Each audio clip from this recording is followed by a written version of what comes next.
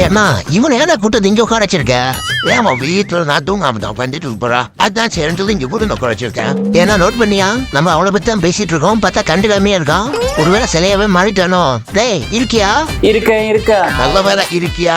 நான் கூட சிலையா மாறிக்கோன்னு நினைச்சோம். இன்னும் எவ்வளவு நேரத்துக்கு இப்படியே இருக்கணும்? ஏன்டா சியா, இதை முடிச்சுட்டு போய் நாடகம் பார்த்து போறியா? டேய் சும்மாடா, அப்புறம் வெறுத்து விட்டு போயிட போறா. நீ உட்கார ஐநூறு 2 மணி நேரத்துல முடிஞ்சிடும். அது வரைக்கும் அமைதியா உட்காந்துடு, அதுக்கப்புறம் கிளம்பிடலாம். வேற என்ன பண்றது?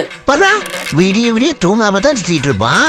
ஆனா இப்ப கோயில்ல வந்து உட்காரத்தனோன்னு அப்படியே தூக்கம் சொக்காட்டிக்கிற மாதிரி ரியாக்ஷன் காட்டிட்டு இருக்கான். அதான் முருகா எனக்கு டவுட். வீட்டுல படுத்தா தூக்கமே வர மாட்டேது, ஆனா இங்க உட்காந்தா தூக்கமா வருது. அது இன்னைக்கு நான் ரொம்ப முடியல. அப்படி அட்ஜஸ்ட் பண்ணி உட்கார்ந்ததான் நினைச்சதாலே நல்லதா நடக்கும். அதுக்காக தான் உன்னை கூட்டு உட்கார வச்சிருக்கோம். ஏதாவது நல்லதா வேண்டிக்கோ. நல்ல வேண்டுதலா வச்சிருக்கேன். அந்த நல்ல வேண்டுதல் என்னன்னு எல்லாருக்கும் தெரியும், அதானே? அதுவும் தான், இருந்தாலும் அதை விட முக்கியமா ஒண்ணு வச்சிருக்கேன். என்னடா அது ஆச்சரியமா இருக்கு? அதை விட ஒரு வேண்டுதல் வச்சிருக்கியா? அப்படி என்ன வேண்டுதல்? இந்த பண்டிகை எல்லாம் ஞாயிற்றுக்கிழமை நாள்ல வரக்கூடாதுன்னு. யாரும் டிஃப்ரெண்டா யோசிக்கிற. ஞாயிற்றுக்கிழமைக்கு பண்டிகைக்கு என்னடா சம்பந்தம்?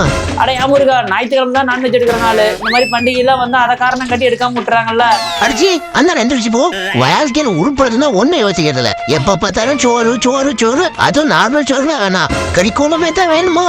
ஒழுங்கா எந்திரிச்சு ஓடிடு. நான்வெஜ் வேணுமா? நான்வெஜ்